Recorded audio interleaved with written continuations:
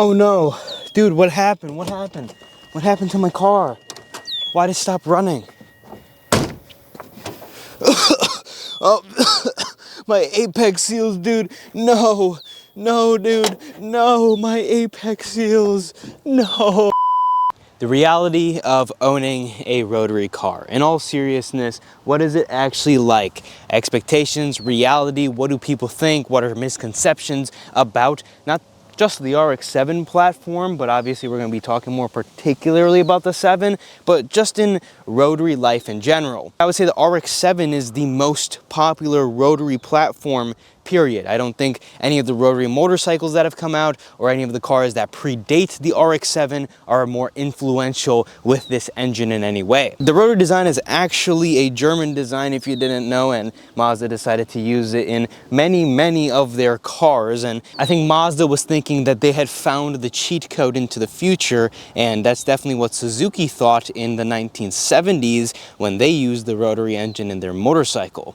Turns out, well, they're not really the most emission friendly, and when you put emissions into them and when you try to stress them, they blow up. Now here is my 1982 Mazda RX-7 FB. The FB is the facelifted version of the Gen 1 RX-7. Originally the RX-7 was known as the SA, then went to the FB, FC, and FD. This has a carbureted 12-8 engine. It is naturally aspirated, unlike the FD and FC Turbo 2. Now, rotary engines have their problems. Let's just be real. They do. But are they actually as unreliable as what you might think? A common misconception with the rotary engine is they're going to blow up. There's nothing you can do about it. There's no preventative maintenances you can do. There's nothing that prevents these things from just going sky high. These things will always be broken. These things are not fixable, and it's just not worth owning. And that is an absolute lie. Now, is the rotary going to need to be rebuilt? Yes. Is it going to be completely unreliable? Can't, practically drive it whatsoever? Shouldn't practically own one?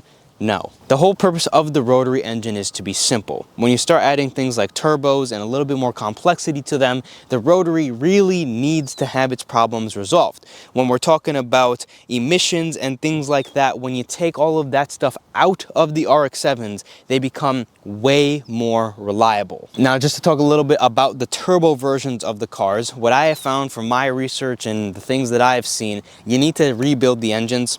It's smarter to take them apart. And yes, whoa, rebuild. Yeah, rebuild. It's not the end of the world. Yes, it's expensive because less and less people are willing to work on them, and the parts prices keep going up and up. But the rotary is made to be simple. There's not a lot of moving parts inside of the car, so it's really not that hard to take one of these apart and put them back together. With that said, I think I'd love to do it at some point by myself, but I don't really want to take the gamble with a completely working engine. But there are solutions. There's fixes to the problems that exist. Mostly the cars, when they get boost, they don't get enough oil.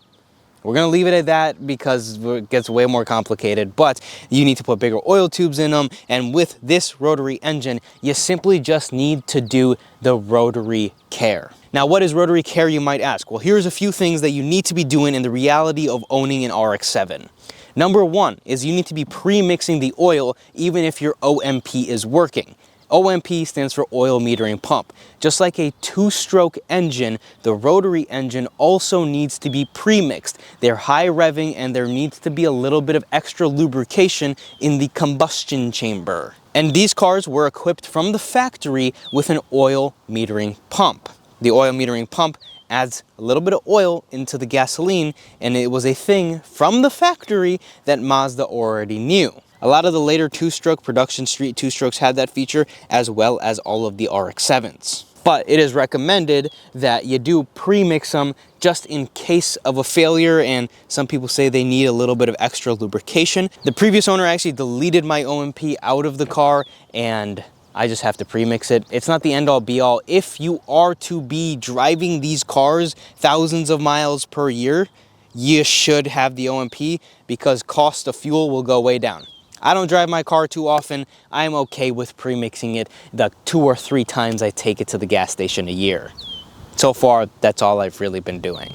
So you need to be aware of that quirk. The second quirk that you need to be aware of with the rotary engine is the fact that, well, they need to be revved out. the owner's manual literally states to rev these cars out. If you don't rev them out, they're never going to fully clean the engines out of all of that extra oil that is being put in there. You'll foul plugs, you'll create a bunch of carbon in the engine, and the engine will not run right. Now, you don't have to be banging it off the limiter every single time you drive it, but it is recommended. I say every time you drive it, get it up to redline or get it higher up in the red lines.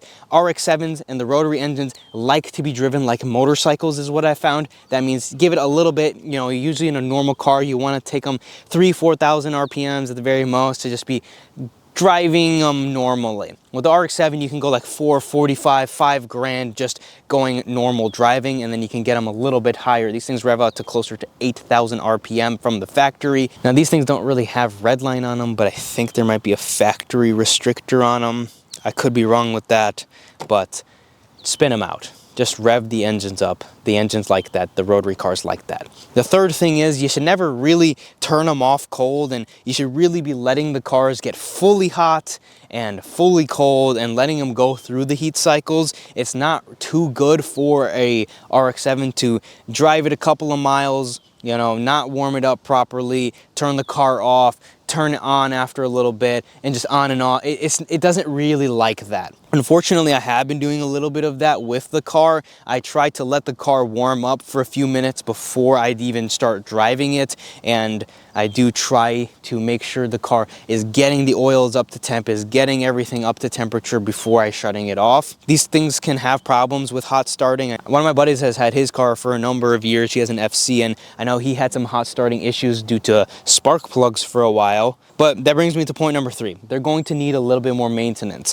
You're going to have to change the oil more often. You're probably going to have to change the spark plugs and look at them and examine them a little bit more often. With these cars, they have carburetors, so you need to be treating the fuel. You need to make sure to start the cars, run them. You know, it's not ideal to just let them sit and sit and sit and sit and sit.